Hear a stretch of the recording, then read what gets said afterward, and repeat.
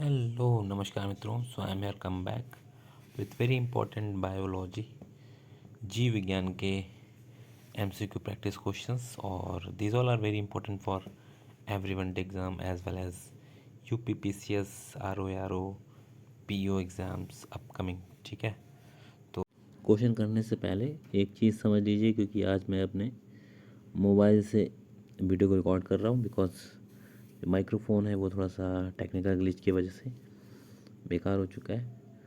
सो नया ऑर्डर कर दिया गया, उसको आने में 1 से 2 दिन लगेंगे।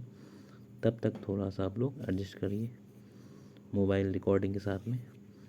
हाँ, थोड़ी सी वॉइस थोड़ी सी कम हो सकती है, लो हो सकती है, थोड़ी सी क्रैकिंग हो सकती है। So please consider it. चलिए देखते हैं फटाफट क्वेश्चंस। सो फिर फर्स्ट क्वेश्चन इज हेयर, कौन सा वर्ग पूर्णतः परजीवी है? परजीवी का मतलब पैरासाइट, जो दूसरे पे डिपेंड होते हैं। तो इसमें से कौन सा ऐसा क्लास है? तो आंसर इज हेयर स्पोरोजोआ। ठीक है, और ये बिलोंग करता है प्रोटोजोआ क्लास, जो है उसी का ही एक जो है सब क्लास है ये, इसको याद रखिएगा। तो ये पूर्णतः क्या है? परजीवी, कंप्लीटली पैरासाइट। आगे बढ़ते हैं। सुनाओ यह क्वेश्चन नंबर 2। क्वेश्चन नंबर 2 में पूछा जा रहा है कि बुक लंग्स पाया जाता है। Book lungs is a type of lungs. ठीक है, लंग्स की तरह काम करता है, लंग्स नहीं होते ये। इससे भी क्या रेस्पिरेशन, श्वसन का कार्य क्या किया जाता है। ठीक है, तो किस में पाया जाता है? ये पाया जाता है आपका बिच्छू में। ठीक है, किस में मिलता है ये मिलता है बिच्छू में, और इसके अलावा बिच्छू और मकड़ी दोनों में मिलते हैं। ठीक है, तो ये याद रखिएगा, क्वेश्चन एक बार आ चुका है ये। जैसे हम लोग के फेफड़े होते हैं लंग्स, वैसे ही बिच्छू में ये बुक लंग्स होते हैं। ठीक है, जो कि श्वसन का कार्य करते हैं, रेस्पिरेशन। तो नाउ यार क्वेश्चन नंबर 3। क्वेश्चन नंबर 3 में पूछा जा रहा है कि निम्नलिखित में से किसका मस्तिष्क उसके शरीर के अनुपात में क्या होता है? तुलनात्मक रूप से बड़ा होता है। तो इसका आंसर क्या होगा? चींटी, हाथी, डॉल्फिन, नीचे मनुष्य दिया गया है। तो आंसर इज हियर चींटी। ठीक है, चींटी का जो ब्रेन साइज होता है वो कंपेरेटिवली क्या होता है? बड़ा होता है उसकी बॉडी के तुलनात्मक रूप से। ठीक है, आगे चलते हैं। सुनाओ यार क्वेश्चन नंबर 4। क्वेश्चन नंबर 4 में पूछा जा रहा है कि निम्नलिखित में से कौन सा रोग जेनेटिक रोग है? ठीक है, जो एक जनरेशन से दूसरे जनरेशन में फैलता है, उसको बोलते हैं अनुवांशिक रोग। तो ये कौन सा है? ये है वर्णांधता, कलर ब्लाइंडनेस। ठीक है, कलर ब्लाइंडनेस में क्या होता है? जिसको भी ये दिक्कत होगी वो रेड और ग्रीन कलर में डिफरेंस नहीं कर पाएगा। ठीक है, ये किसको है? Mark Zuckerberg, founder of Facebook जो है, उनको दिक्कत है ये, मार्क जुकरबर्ग को। इसीलिए उन्होंने जो फेसबुक का लोगो है वो रेड और ग्रीन ना रख के किस कलर का बनाया है? ब्लू कलर का। ठीक है, फेसबुक का लोगो। क्यों? क्योंकि उनको यही ऑलरेडी दिक्कत है, कलर ब्लाइंडनेस के वो शिकार हैं बेचारे। तो उन्होंने कहा जब हम ही को नहीं दिखेगा तो फिर क्या फ़ायदा, इसलिए उन्होंने ब्लू कलर रखा है। ब्लू कलर में दिक्कत नहीं होगी, रेड और ग्रीन में होती है, देखने में डिफरेंस नहीं कर पाते हैं इस बीमारी के जो रोगी होते हैं। और ये क्या होती है? जेनेटिक होती है, एक जनरेशन से दूसरे, माता पिता से बच्चों में, बच्चों से फिर उनके बच्चों में। ठीक है, क्लियर। आगे थोड़ा सा डिटेल देख लेते हैं इसका। यहाँ पे हम डिटेलिंग देख लें थोड़ी सी। क्या लिखा है? व्यक्ति लाल और हरे रंग में अंतर नहीं कर पाता है। एग्जाम्पल फेसबुक मैंने बता दिया है। और इसको कैरी कौन करता है? मतलब एक जनरेशन से दूसरे जनरेशन में कौन लेके जाता है? माता। ठीक है, जो महिला होती है वही इस रोग को आगे मूव करती है बच्चे में। फिर बच्चे में जो फीमेल लेडी जो होगी वो फिर से आगे बच्चे में, तो लेडी ही इसको क्या करते हैं? Carry forward. डन, ये थोड़ा सा याद रखिएगा, इम्पोर्टेंट फैक्ट है। क्वेश्चन नंबर 5, एक minute. Question number 5। Question number 5 में पूछा जा रहा है कि स्तनधारी जो मैमल्स होते हैं उनका उद्भव, मतलब वो कब प्रकट हुए थे? ठीक है, सबसे पहले धरती पे कब आए? तो पूछा रहा किस काल में आए? ट्रायसिक में, जुरासिक, क्रिटेशियस या पर्मियन? तो आंसर इज हियर ट्रियासिक जो काल था। इसमें सबसे पहले तो कौन आए थे? रेंगने वाले। ठीक है, स्पेशली उसी के लिए काल था ये। फिर इसमें निम्न कोटि के छोटे छोटे जो स्तनधारी वो स्टार्ट हुए थे। तो आंसर क्या हो जाएगा, ट्रायसिक में सबसे पहले स्तनधारी आए। जुरासिक तो आपको पता है सरीसृप के लिए फेमस है, जैसे कि डायनासोर्स। क्रिटेशियस में बड़े वाले स्तनधारी, ठीक है, फूल वाले पौधे, ये सब आए थे। पर्मियन वाला आपको बताना है एज अ होमवर्क, पर्मियन काल में क्या हुआ था। आगे बढ़ते हैं। Question number 6 it's a very important question. Mutation theory का प्रतिपादन किस वैज्ञानिक ने किया था, ठीक है। So who invented mutation theory, तो इसमें आंसर हो जाएगा आपका option C, Hugo de Vries. इन्होंने म्यूटेशन थ्योरी के बारे में सबसे पहले बात करी थी, मतलब इंट्रोड्यूस किया गया था इनके द्वारा ही। इसमें होता क्या है, इसमें जो डीएनए होता है उसमें परमानेंटली चेंज अगर आ गया तो इस चीज़ को हम लोग बोलते हैं म्यूटेशन, उत्परिवर्तन, ठीक है। तो ये चेंज प्लस में भी हो सकता है, मतलब पॉजिटिव, नेगेटिव भी हो सकता है और न्यूट्रल भी हो सकता है।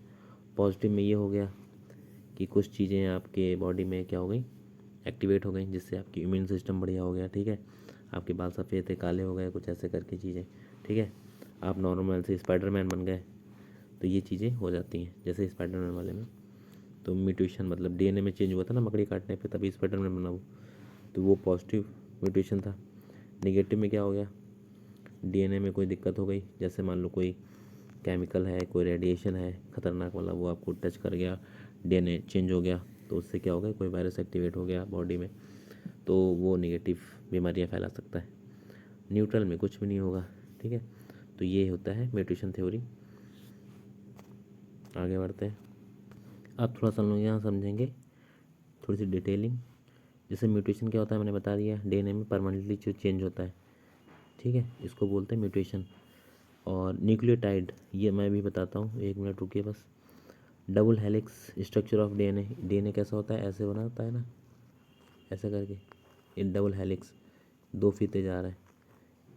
फर्स्टली किसने इंट्रोड्यूस किया था इसके बारे में कि डबल हेलिक्स होता है डीएनए, तो वॉटसन एंड क्रीक ने। किसने, वॉटसन एंड क्रीक, इनको इसलिए नोबेल प्राइज़ मिला था 1960 या 62 में, कुछ है, कंफर्म करिएगा इसको, ठीक है। तो ये याद रखिएगा।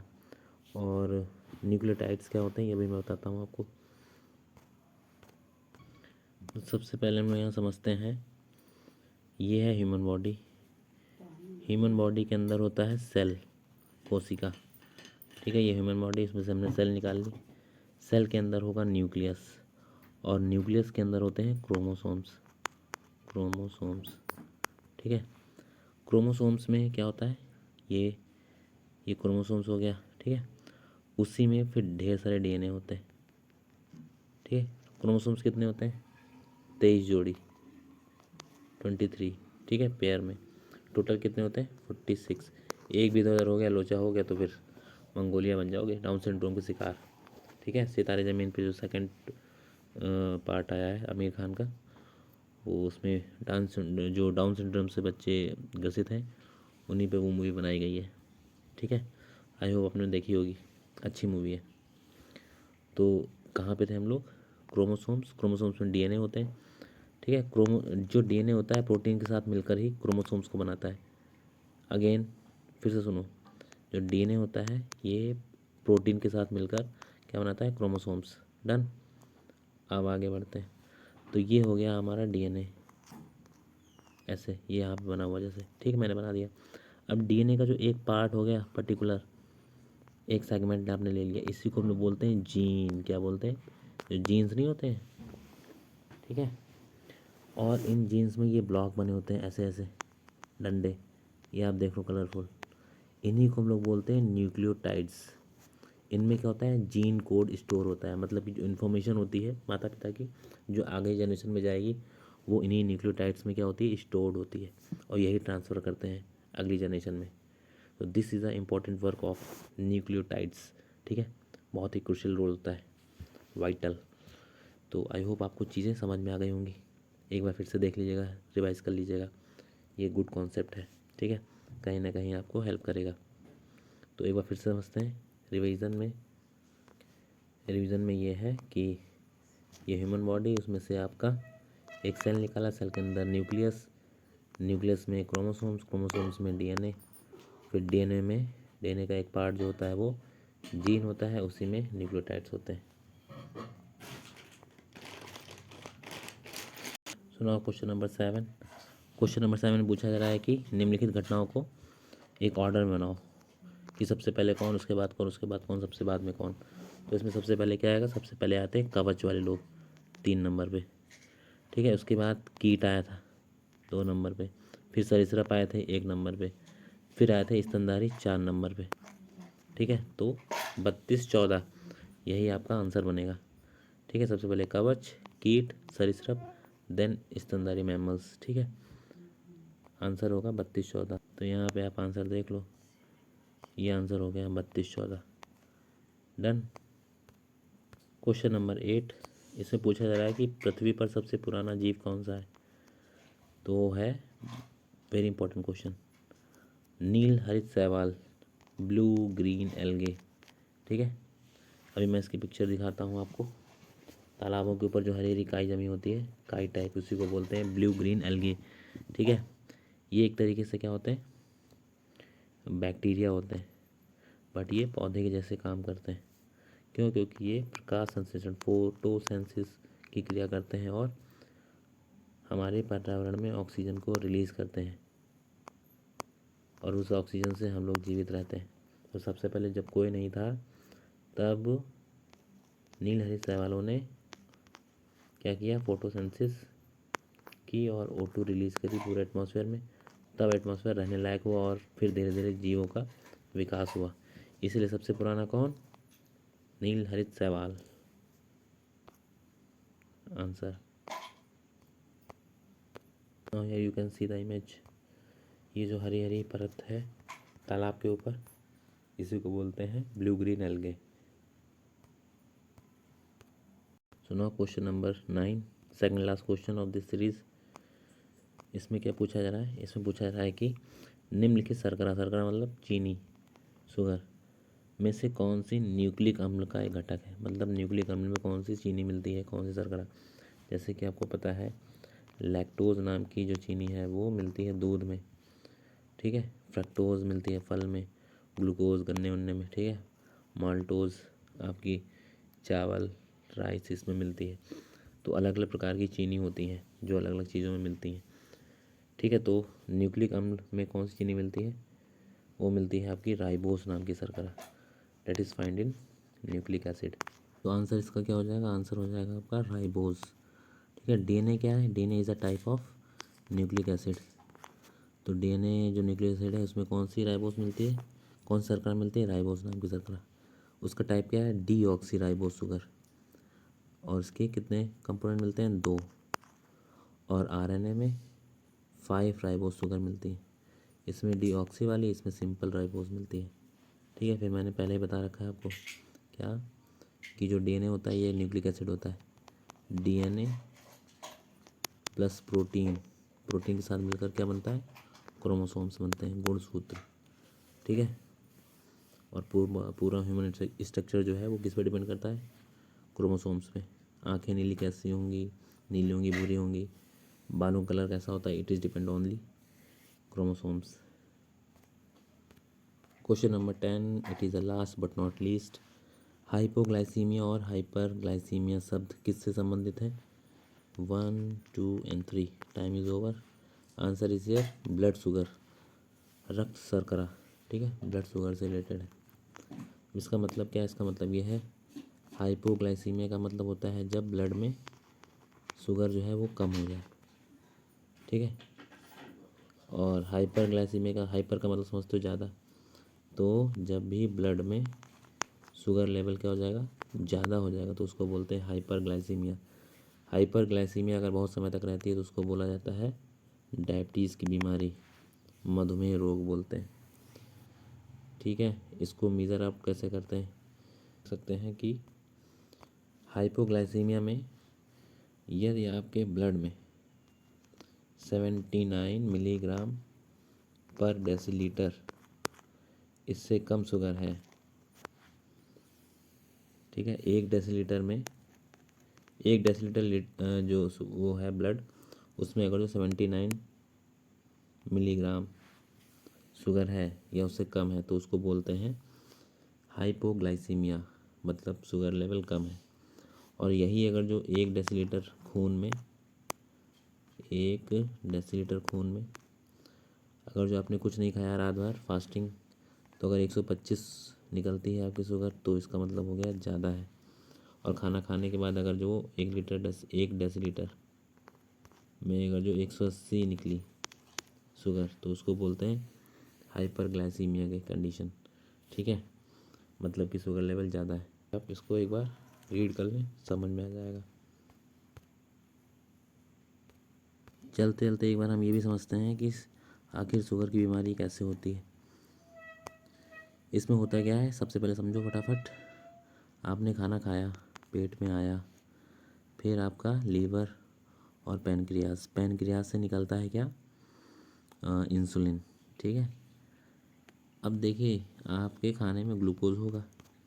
ठीक है, ग्लूकोज जो हमारी सेल है ये ग्लूकोज लेती है, और जब ग्लूकोज सेल के अंदर जाता है तब एनर्जी क्रिएट होती है। ठीक है। अब ग्लूकोज सेल के अंदर नहीं जा पाया तो बाहर घूमता रहेगा, पूरी बॉडी में फैलेगा, उसी को बोलते हैं हम लोग क्या हो गया, शुगर हो गया। ठीक है। अगर ये अंदर नहीं जा पाया तो अंदर कब नहीं जा पाता ये समझो, ये तब नहीं जा पाएगा, ये सेल हो गई। अब गेट खोलने के लिए, ये गेट खुले होंगे तभी जा पाएगा ग्लूकोज अंदर। इन गेट को खोलने के लिए काम कौन करता है, इंसुलिन करता है काम। अब इंसुलिन के ऊपर होते हैं रिसेप्टर। ठीक है।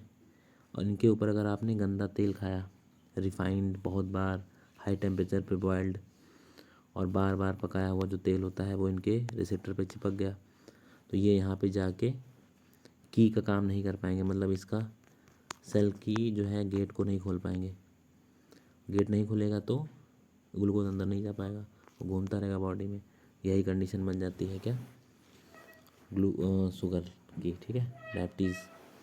तो इसलिए ये जो है ऊपर चिकना जो हम लोग खाते हैं गंदा, ये कब नहीं जाएगा, अगर जो आप कोकोनट ऑयल खाएं, मस्टर्ड ऑयल लीजिए, तिल का तेल यूज करिए। ठीक है, तो गंदे तेल छोड़िए, अच्छे तेल यूज करिए, तो दिक्कत नहीं होगी। मीठा खाने से शुगर की बीमारी नहीं होती है, स्टार्ट यहीं से होता है। ठीक है, बेकार चीज़ों खाने से। तो आई होप आपको चीज़ें समझ में आएंगी, नहीं समझ में आए तो एक बार फिर से देखिए, रिवाइज़ करिए। और मोस्ट इम्पॉर्टेंट टॉपिक की जो प्लेलिस्ट अभी मैं शेयर कर दूंगा यहाँ पे, उसको कंटिन्यू करिएगा। और फिर 1-2 दिन बाद माइक आ जाएगा तो फिर बढ़िया से आगे करते हैं कंटिन्यू सीरीज़ को। धन्यवाद, जय हिंद।